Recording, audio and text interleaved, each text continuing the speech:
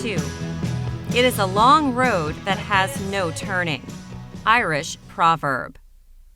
Laurie found Nick sitting quietly at the mixing board with an indecipherable expression on his face that could be interpreted as anything from mild boredom to fierce pensiveness. He briefly looked up at her. He quietly got up out of his seat and motioned for her to take his place. "So, you with anyone?" he asked a few moments after she sat down. Laurie's hand was nervously perched over a microphone pot on the mixing board. "I asked if you were with anyone," he said slowly, his midnight blue eyes locked with hers. She looked down at the lever and was quiet for a moment. "Yes?" she said hesitantly. "Yeah, what's his name?" "Paul." "Paul who?" he asked. "Why do you want to know his last name? It's not like you'll know who he is." "Just tell me," he said, a rough edge to his voice. "Polanski." "Paul?" "Paul Polanski." Nick moved his seat back a few inches and sat with his arms crossed over his chest, smirking at her. "What's so funny?" she asked. He grinned down and folded his arms and shook his head. "Nah, nothing. I just feel like laughing." "Uh-huh," she said, thoughts of Paul filling her head and plaguing her with mind-numbing ambivalence. Over time, she had found herself in the transitory, undistinguished company of mini-Pauls, and her insufferable frustration with them would inevitably cause her to flee from each one of them, their predictability and their lack of complication. With her current Paul, she knew it was only a matter of time before she did the same. He wanted her, which meant only one thing, that he wasn't in his right mind. "You look so cute right now over there," Nick said. "It's too bad you're spoken for." Her face grew warm. She wasn't expecting the advance, yet she felt anything but drawn to him. From the image of his long, kinky hair being set free from the worn rubber band that held it together, to the strange, grunge-like clothing he wore with all the mismatched loud colors and stiff, uncomfortable-looking fabric, to the stray nose hair poking out from underneath his nostrils as he peered over her at the mixing board, she wondered if there was a girl on the planet that would actually find him attractive. She felt badly for him. "It's too bad we didn't meet sooner," he said. "If we did, we'd be screwing like bunnies." Her shift ended late that Sunday evening. She swung the strap of her purse over her shoulder and started to walk out of the control room door. "So, you want to exchange email addresses?" Nick cheerily asked her as she approached the threshold. "I got lots of jokes I can send you." Sure," she said, caught off guard. She reached into her purse and flipped off a piece of a wrinkled envelope. "Okay," he said. He pressed the scrap of paper against the wall behind him and scribbled away on it. "Now, I better hear from you." He had forwarded gags and riddles to her in rapid succession as promised, and continued sending her scattered messages as the week wore on. Laurie was intrigued by his sudden sustained attention, as well as pleasantly surprised that someone as strikingly different from her as Nick was actually reaching out to her. His look and demeanor reminded her of the boys in high school that she would always shy away from for fear that they would hit her with some spiteful, scathing remark as she passed by. These were the same boys that she would never see in her honors English or social studies classes, that she would never play chess or backgammon with after school hours, and that she would never hear blowing into a tuba or French horn in the band wing. These were instead the boys that she would curiously stare down at from the bus window as it passed by the front stone wall of her high school, which was a notorious breeding ground for mind-altering hallucinogenics and drug dealers. It was the following Sunday. "So what happened to the jokes you were sending me?" Laurie leaned over the mixing board and stared down at the word audition, printed underneath a gain pot. Some of the ink was missing, making it instead read auditio. She thought it made the word look foreign, like Spanish or Italian. The emails just stopped. "I don't know," Nick shrugged. "Haven't gotten any good ones lately to send, I guess." His voice was monotone, and his eyes were averted towards an article in a trade magazine that he had lifted off of a shelf in the control room. "Oh," Laurie said. "Well, I was really enjoying reading them." He continued perusing the magazine and said nothing. Laurie slowly turned her body away from him and decided to try to shift her focus to the VU meters to make sure they were not pinning.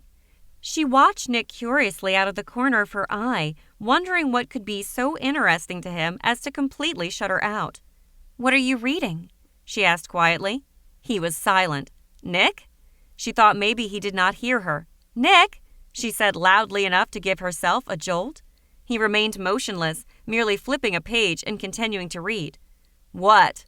he finally asked slowly, distractedly.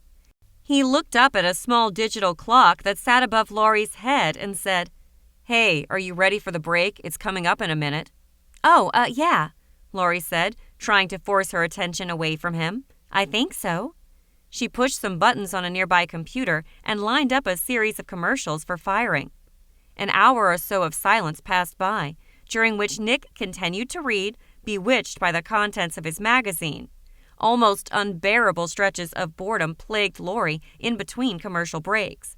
She didn't understand why she found herself suddenly in the midst of a deep freeze with him when he had otherwise been so warm and amicable just days earlier. He slowly rolled his magazine into a mock telescope and started peering through it at her. "It's too bad you're taken," he said, lowering the magazine to his lap. He sat upright in his chair. "And what if I wasn't taken?" she asked. She was grateful that at long last she was getting his undivided attention. "I'd just be one of many," she said teasingly. "I'd be lost in that endless lineup of girls you keep telling me you meet on internet chat rooms." "Yeah, but I'd put you right up there above 'em all," he said, smirking. "There's something about you, Laurie." Her curiosity about him was, to her surprise, beginning to grow.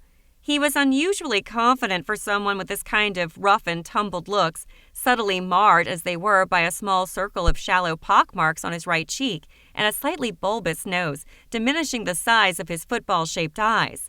Confident and curiously untamable. What kind of spell, she wondered, was needed to make the cow chewing its cud stop simultaneously eyeing another patch of grass?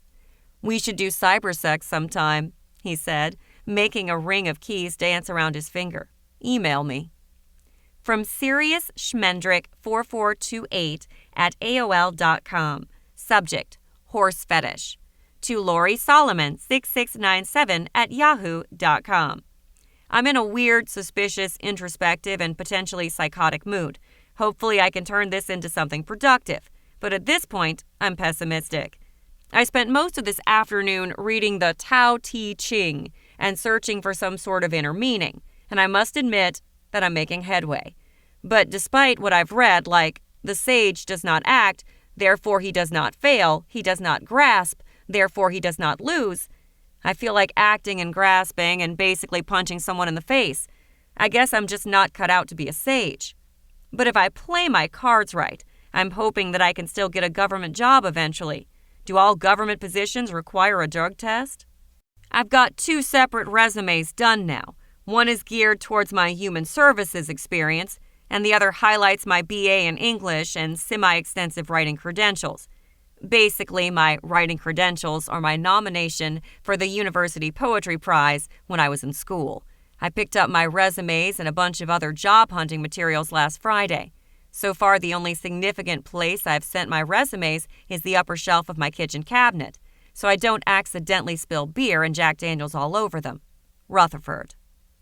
Laurie had met Rutherford at Brimstone Park, a tiny stretch of softwood hemlock and pine trees and white cedar garden benches, typical of the colonial southern New Hampshire village they both grew up in. They had started talking to one another on a day when Laurie was hopping along a nearby tidal creek, swallowtail gazing, and Rutherford was resting on a large granite stone reading gangster and serial killer collectible cards. Occasionally, she would find a paperback book written about some occult-related topic that Rutherford would leave for her in her family's mailbox. He would set up camp with her in reputedly haunted burial grounds and trudge with her through lonesome kettle-hole bogs on the outskirts of town while reading the latest in his archaeological digs of paranormal research and expert attempts at unraveling the mysteries of the supernatural. Rutherford seemed to be more impassioned over death than he was over the very life he was living. exhaustively examining the general futility of life at its mundane worst, and the liberation of death at its finite best. He spoke to Laurie's bitter, ruthlessly reflective, and increasingly pessimistic soul, and over time became the bitter, ruthlessly reflective, and pessimistic mate her soul cried out for. Despite the fact that Rutherford was only 22 years old, he predicted that he would eventually have to import a mail-order bride from overseas because he would never find an English-speaking woman who could tolerate him well enough to spend her life with him. In the meantime, he was considering providing his sperm to his friend Jill, a 25-year-old bisexual former exotic dancer and Wiccan, who was contemplating conceiving a child out of wedlock that she planned on raising with her lesbian partner. From Sirius Schmendrick 4428 at AOL.com. Subject: Cream Puff. To Laurie Solomon 6697 at Yahoo.com. Wherefore art thee? It seems that every time I change email addresses, nobody wants to write to me for weeks. So I'm back to my original address. May the devil take me for a liar. I'm giddy right now because I think I have another hot date coming up with a local townie girl this weekend. My friend Joe's new girlfriend hooked me up with this girl named Carla, who just broke up with some guy like 3 months ago. So, how shall we say, hot to trot. All night while we were hanging out, so Joe kept nudging me in the side and winking, as if to say, "You're in, you lucky bastard." He and his girlfriend left around midnight, and I told Carla that she could stick around for a while if she wanted. By 12:02, I had her legs in the air, baby. I still can't believe how fast that happened. This chick, unfortunately, though, is a piece of trash. She works at McDonald's. She's not in upper management either. She's the one who hands you your Happy Meal at the drive-thru. And she lives in a trailer. Rutherford.